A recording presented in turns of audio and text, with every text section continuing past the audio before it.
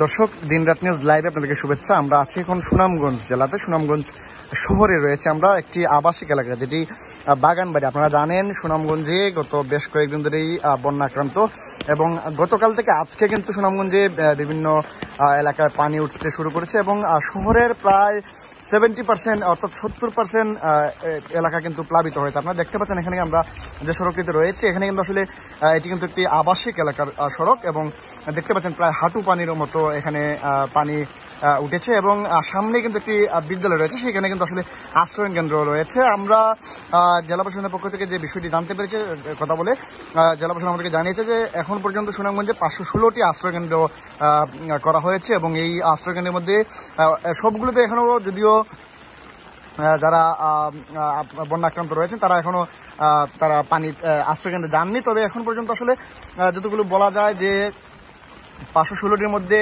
অধিকাংশই কিন্তু আসলে এখন পর্যন্ত আশ্রয় নিয়েছে মানুষ, এবং প্রায় আমরা জেলা প্রশাসনের কথা বলেছি যে আসলে তারা এখন পর্যন্ত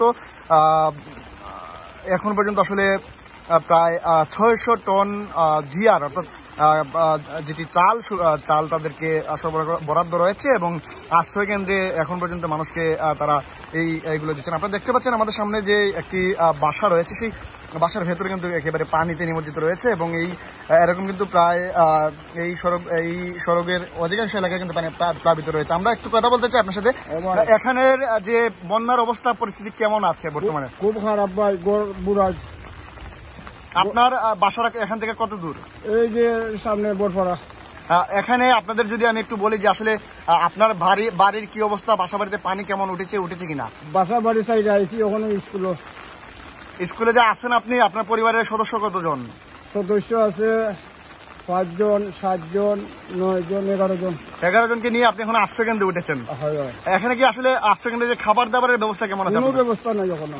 খাবার দাবার কোনো পান নেই, মানে চাল টালও পান নেই কোনো কিছুই না। এই স্কুলে আছেন আপনি, এই স্কুলের নাম কি?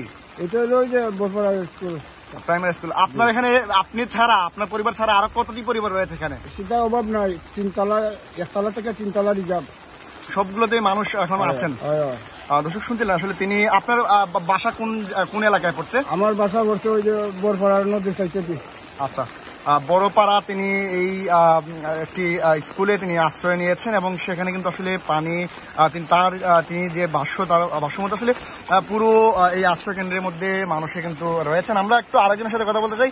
আপনি কোন এলাকার বাসিন্দা, বা আপনার এখানে পানির কি অবস্থা? আমরা 8 নং ওয়ার্ডের বাসিন্দা। আমাদের এখানে উলাস পানি। আমরা বর্তমানে বড়পাড়া প্রাথমিক বিদ্যালয়ে আশ্রয় নিচ্ছি। সেখানে আপনাদের খাবার দাবার কোনো ব্যবস্থা আছে? কোনো ব্যবস্থা কেউ এখন পর্যন্ত করছে না। আমরা সারাদিন সব সকালকে আইয়া গেছিলাম। আমরা বর্ষা থেকে আসলে কিছু শুকনা খাবার খিচুড়ি করে দেওয়া হয়েছিল আমরা করার জন্য। আপনার এখানে কয়দিন ধরে আছেন এই আশ্রয় কেন্দ্রে? বর্তমানে আজকে লাগায় 2 দিন। 2 দিন ধরে আছেন। আপনার বাড়িতে পুরো বাড়ি পানিতে নিমজ্জিত রয়েছে। দর্শক শুনছিলেন তিনি যে বিষয়টি বলছেন যে আসলে তার বাড়িতে পুরো বাড়িতে কিন্তু আসলে পানি, এবং তারা যে আশ্রয় কেন্দ্রে উঠেছেন সেই আশ্রয় কেন্দ্রে কিন্তু আসলে খুব একটা খাবারের সরবরাহ নেই। শুধুমাত্র একজন ব্যক্তি গতকাল তাদেরকে খিচুড়ি রান্না করে দিয়েছিলেন, এবং এই যে খিচুড়ি, সেই খিচুড়ি খেয়ে কিন্তু তারা এখন আছেন। তো দর্শক, আমরা আপনাদেরকে আরো যে সুনামগঞ্জে যে বন্যা পরিস্থিতি, সেই পরিস্থিতি দেখানোর চেষ্টা করবো। সেই পর্যন্ত দর্শক আমাদের সাথেই থাকুন, এবং নিশ্চয়ই দর্শক আমরা আপনাদেরকে দেখানোর চেষ্টা করবো যে মানুষের যে দুর্ভোগ, সেই দুর্ভোগের চিত্রগুলো আমরা তুলে ধরার চেষ্টা করবো, এবং সেই সাথে মানুষের দুর্ভোগ লাঘবের জন্য প্রশাসন বা জনপ্রতিনিধিরা কি কাজ করছেন সেইগুলো আপনাদেরকে জানানোর চেষ্টা করবো। সেই পর্যন্ত দর্শক আমাদের সাথেই থাকুন। ধন্যবাদ সবাইকে।